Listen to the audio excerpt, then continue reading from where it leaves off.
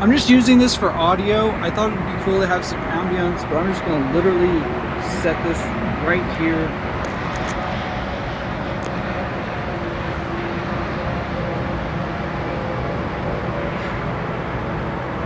Hello, today I'm here to talk to you about protogens. Haha, just kidding, that's not this video, maybe next time. Actually, what I'm here to talk to you about is protoplast. In particular in the religious context. Protoplast in the scientific context means a cell which has its cell wall removed, which is an interesting and fascinating dual use of the same word. But today I wanted to just quickly talk to you about what I learned today, which is the word protoplast and its context in the spiritual, religious, esoteric use of the word protoplast. And so before I get into that, I'm just going to go into kind of my understanding of the etymology of that word, where proto meaning beginning or precursor, and plast, like the word plaster, is to create, to form. Like a plaster is used to like make a sculpture out of. And so you combine the origination, the beginning, and the form. And so the beginning form, the first form. And that gets into the religious contextual meaning of the word protoplast. Protoplast in that context means the first human, the first created human, or the protogenic, the first humans that repopulated humanity after a massive cataclysm. And so figures that are familiar to the Western people would be figures like Adam and Eve or Noah could be considered protoplasts because they are the original people from which all other humans are descended. And I just came across that. I thought it was really fascinating and a very cool topic to pick for my Today I Learned video. And so I've given you the definition. I'm just going to go over my thoughts. And I was playing with AI a bit, and I told it to, just for fun, draw the first human. And so you could imagine it spit out, I'll show you, I'll cut these AI renders into the final video. It spit out some like scraggly looking naked cave person, you know, just kind of some, you know, the more or less officially accepted narrative of the first human, which is, you know, if you subscribe to that. And so I wasn't really happy with that render, so I went ahead and pushed AI more.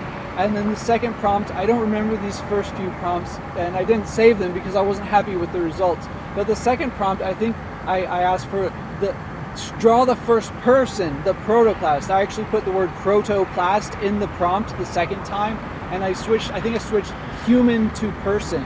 But anyway, after the second prompt, the AI drew something that looked somewhat like a gray alien, this gray-skinned, bald creature, you know, almost like a, if you've seen the Alien movie, the Prometheus alien, it kind of looked a little bit like that creature. And so I still wasn't happy. And so I went in a third time and I just took the Greek word protoplast all by itself. I sent it to the AI and it totally missed.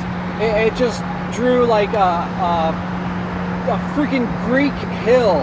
Like it looks like it's looking into the Mediterranean Sea off the coast of Greece. Not even a single human in the picture. So 3 renders, none of them I was happy with. And so I had to be really demanding with the AI to like, because like to me, you know, especially since we're talking like a religious and esoteric perspective more than the evolutionary perspective that is commonly accepted,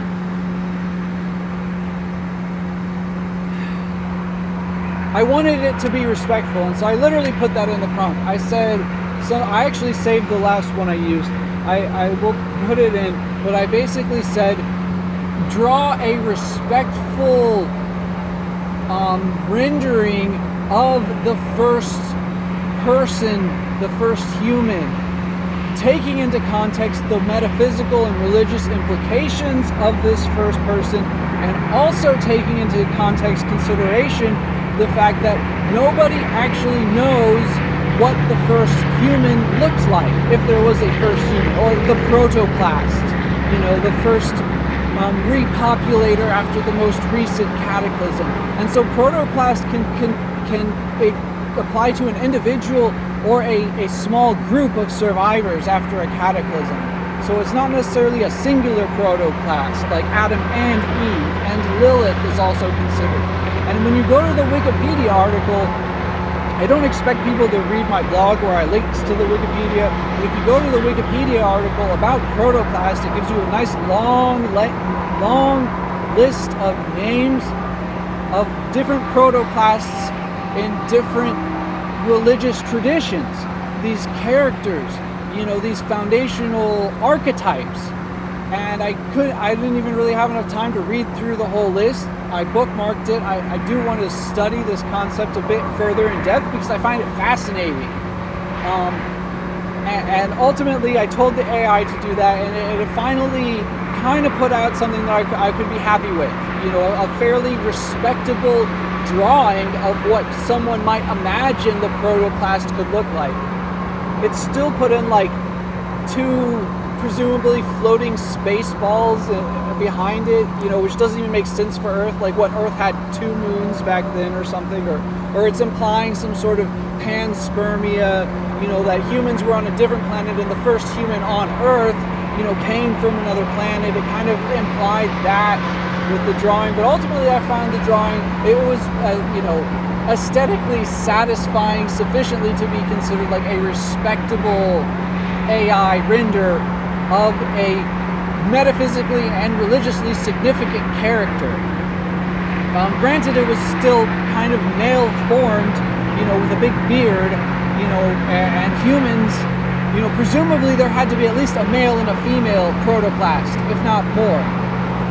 And anyway, so that's my experience with the AI getting it to draw the protoplast. And after that, I kind of did some thinking, and I had a few thoughts about the protoplast and my theories on what I think is a likely description. What attributes would the protoplast necessarily have based on logic and reason and intuition? And so first it has to be human. And that's where I found the first 2 AI renderings to be kind of disrespectful and off base, even. Because the first rendering of a caveman, even from a scientific perspective, that could be a Neanderthal. That could be some other almost human species, but isn't fully even human. It might as well have just rendered a freaking monkey, which is both disparaging to monkeys and humans to necessarily assert that humans evolved from monkeys. Maybe they did, maybe they didn't. We don't have enough evidence. But when I ask for protoplast, I expect that contextually requires a human. And so the same thing when the second render, when it rendered a gray alien creature. Once again, a gray alien is not a human. That's not the protoplast. The protoplast is necessarily human, and therefore it's incorrect. It failed. It's not respecting the idea, the esoteric, metaphysical, and religious idea of the protoplast, or the protoplast's multiple people. They're humans. They need to have human qualities.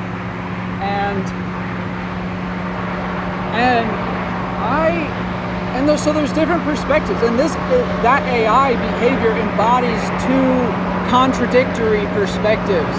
This idea that either humans came from a lesser being or humans came from a superior being. Either the arc of humanity is asserted to be an ascension from lowly monkey to angelic deity, or it's a descending from a perfect alien creature all the way down to this imperfect Nephilim hybridized human that's degenerating into God knows what. And I feel like both of those are unfounded assertions. I think that the likely answer is that the protoplast would have similar levels of intelligence and civilizational attributes, and even perhaps the protoplast was given language natively. And so these considerations need to be, I think that they would, create a more accurate picture of a protoplast. Would be a human that would be pretty familiar even in modern context. And so the last point I wanted to make about my idea of a protoplast is the protoplast would have certain advantages over the current contemporary humans. And I would, theorize, hypostulate, whatever, that the protoplast had arcane knowledge. The protoplast would have had the original foundational knowledge of what we call magic today. They would have the esoteric wisdom and knowledge in the purest, undiluted form. They would never have necessarily had to have put that esoteric knowledge into a metaphorical, hidden, secret context and then re-decoded it generation after generation, which anyone who goes about studying magic or esoterica is going to find these problems where it's the same themes that are just repeated and distorted like a very long game of telephone. And so I feel like the protoplast would have necessarily, had a more clear grasp of this foundational knowledge than we have today. And that as that knowledge was passed on, it became, distorted into the metaphorical, plethora of religions. And that's kind of my thoughts. And I'll put some other cavets or thoughts out there that I kind of just came across in making this video, is that, I feel like, a lot of people, their theories of the origin of the human species is that it's a singular point, that there was one community or even just one individual, the Adam and the Eve, that spawned all of humanity. And I think we can just as easily argue that there were multiple protoplasts in multiple locations. I think that there's plenty of evidence to make that argument. And it would explain a lot as far as how we ended up where we are here today, trying to work backwards deductively. And so I think those are some interesting things to consider. I think it's a cool thing. I'd never even heard the word protoplast, maybe once like years ago in a science class and totally forgotten about it. But definitely I've never heard the word protoplast used in the religious and esoteric context.